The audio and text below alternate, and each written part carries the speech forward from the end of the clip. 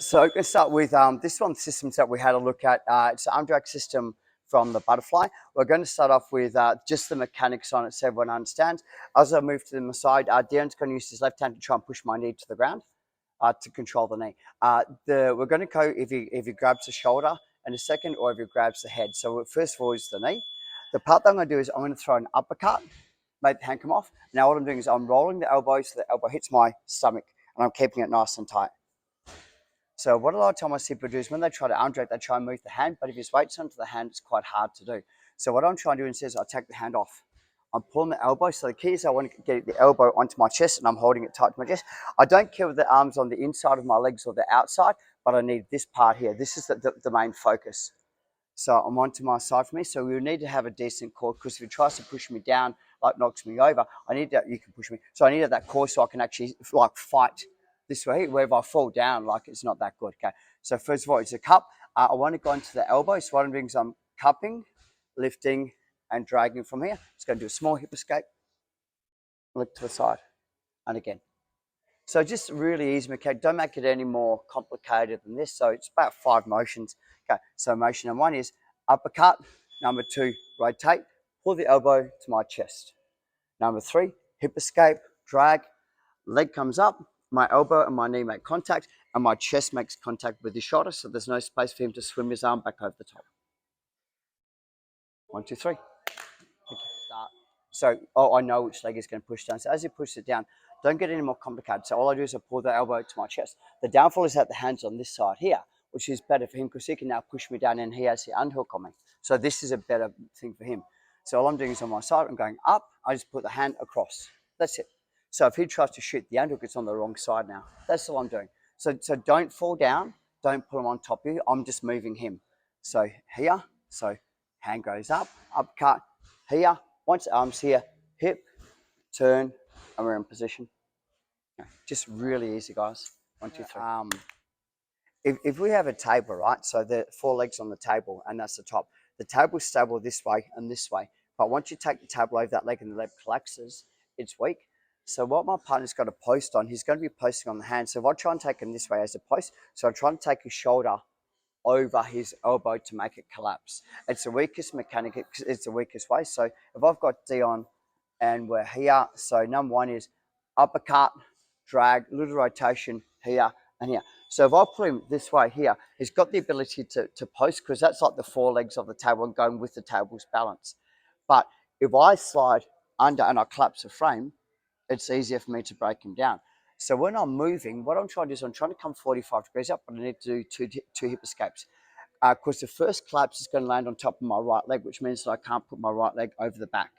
I can't take the back. So the second one is I disengage, and I now should be able to get my foot in. I can go to a body like you want to, whatever you guys do not cross your feet in front from here. My choke hand's always going to be the side that I'm moving him to. So let me explain. So if I'm pulling him to my left side with my right hand, it's my left hand that chokes. I'll go through a little bit of detail. So from here, so once again is boom, boom here. We've got the position. Okay. So make sure that there's no space here now. Make sure I'm tight. Post here. 1, 2. So my choke hand's going to be my what? Left hand.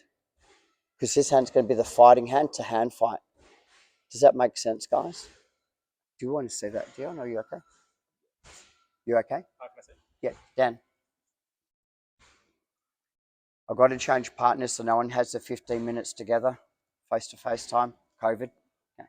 So uppercut, pull the elbow towards me, turn from here. Is everyone okay with this? Make sure that I'm meeting my partner. Okay. So 1, 45, 2, 45, choke hand. Boom from here and start my choke. I can put my hooks in, I don't have to. As a general, I can use my feet here. So if it tries to roll left or right, I've got the ability to use my hooks or just throw hooks straight in. 1, 2, 3.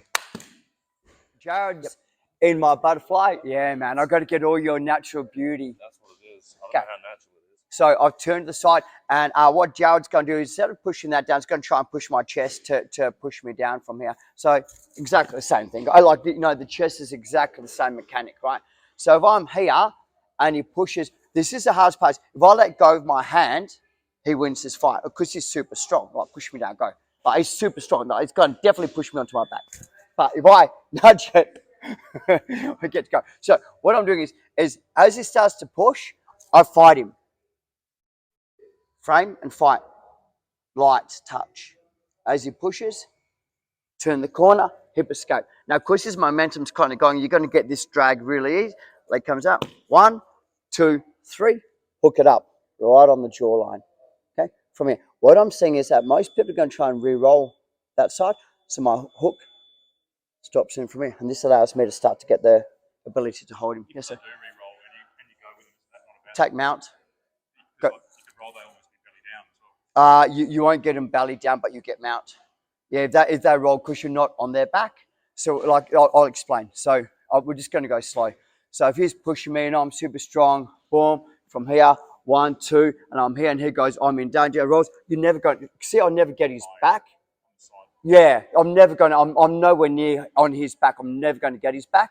So you're much better off going to mount or simply coming to the side and take their position. But I see so many people try and chase the back from there, and they end up, they're the people that get rolled over onto the bottom. So you're much better on this position here. Is consolidating the position from here.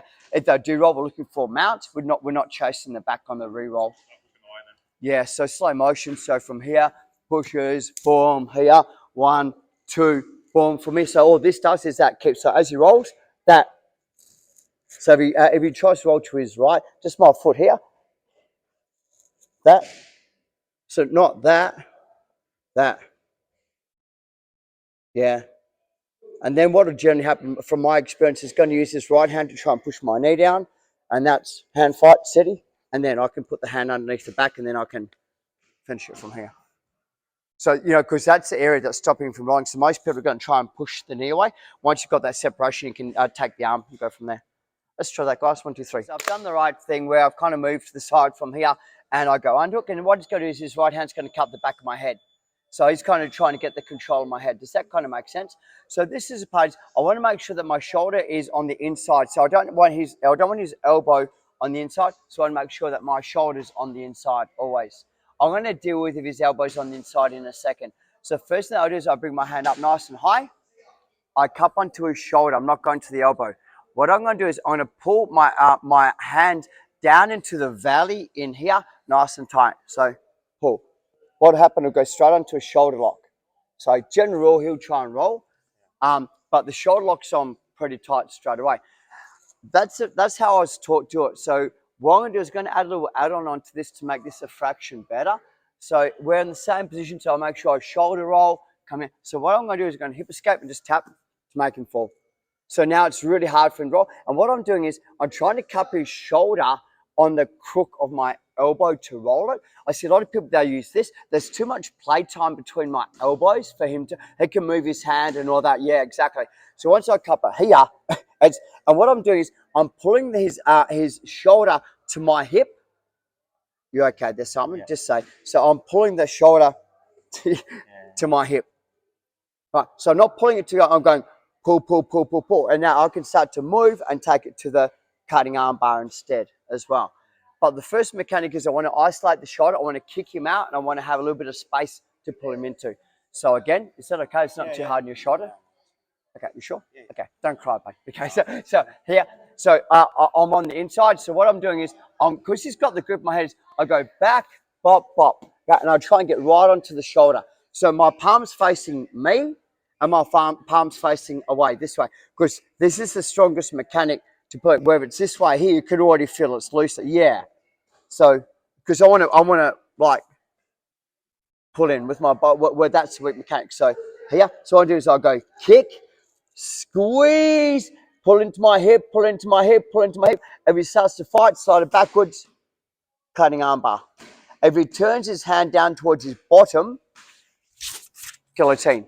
If he turns his hand towards my head, whoop, back take. So I'm like, no matter what way it does, so the shoulder lock to the cutting arm bar, I'm either going guillotine or I'm going the back take from there. Yes, Dan? This one you did, is there still a place for that? Yeah, the downfall about is he's going to roll. So I'm always going to take the sweep off that one. So let me explain. Is that okay? So, yep, okay. So I come inside. So here, so what happens is he's just going to go, I'm in trouble. So he's basically just going to basically roll. So from here, and all I do is I chase it up. It's not a bad thing at all. But if I can finish him versus taking the sweep, I'll always go for the submission. On a points tournament, that's a really cool way to get 4 points, the sweep and the knee ride, and you're probably going to get to mount as well on that one. So they're good no matter what. Is that same from what Gordon Ryan does? I've never trained with Gordon Ryan, but Neither VNS like. yeah, no, I don't know. I don't watch YouTube videos and that, so I'm not too sure what he does. But Marcel Garcia, Jean-Jacques Machado, Mendes brothers, they all use the same system. It was from Jean-Jacques Machado because he doesn't have the fingers, so he's used a lot of that overhook coupling system. So it kind of originated from the Jean-Jacques game, and I'm coming for the underhook, and he puts his elbow on the inside from here, right? And his frame's in a far better position than mine. And once again, I don't want to kind of move my hand from here because if he pushes me down, I'm going to get knocked over. So I'm going to swing my hand over. Just take it. So it's just a really easy mechanic. So and he's got the control. So what I'm doing is I just swing my hand and I just grab it. So this is going to put it in the position that I want it to be. Those that are into this is just your dirty wrist lock. There's all wrist locks and things like that from there as well. If you want to go into your dirty wrist locks, nothing wrong with them. I enjoy a good wrist lock every now and then as well. Yep. So anytime that someone has the inside position, it's elbow and swim. So I normally use that to re-swim, which now puts me in the position. Does that kind of, so I'm just basically like swing over. If I want to take the, remember I can't move this hand because that's my weight, especially if I'm moving backwards and I take the hand, I'm going to get, so it's boom. If I can lock this onto my body, I've got the ability to start to sweep my partner back the opposite way. So you've got like quite a good game plan from here. So the three majors is, number one is he's got the control. So major number one is I go boop, drag, and here we are for the back take position. Number two is the re-swim. So I go bop, swim, and I cup. So this is the shoulder control lock. That's option two. Option number three is swim, pull it onto me, kick, come up on top. So you got three options now. All of them, like, there's nothing wrong with any of them. They're all as good as each other. Just depends what you want to do. And it's generally based on your opponent's skill level and size that'll dictate what option you're going to have. Just have a quick play around with that, guys. 1, 2, 3.